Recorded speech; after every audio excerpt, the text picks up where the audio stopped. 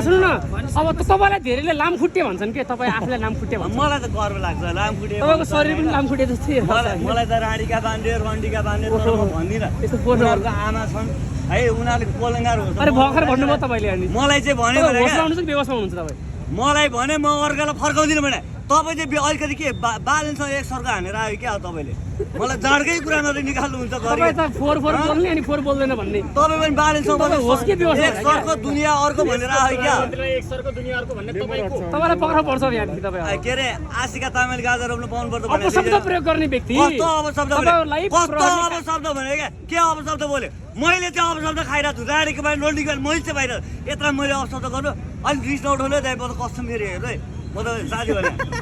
हो भने दाइ तपाईँ त जाँड खाएर तपाईँ जाँड खाएर आउनुभयो क्या चेक गर्नु नि त पुलिस सर यही हुनुहुन्छ मापछि पुलिस सर यही हुनुहुन्छ मापछि चेक गर्नु लएर थुनिनु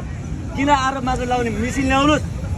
चेक गर्नुहोस् गल्ती गरेर कारवाही गर्नुहोस् फटा बोले कारवाही गर्नुहोस् आवेगमा तपाईँ धम्की दिनुहुन्छ बेला बेलामा पत्रकारलाई तपाईँको त तमिजै रहन्छ होइन तपाईँ पनि पेला गर्नुहुन्छ त अनि हो भने रिस उठ्छ नि त यार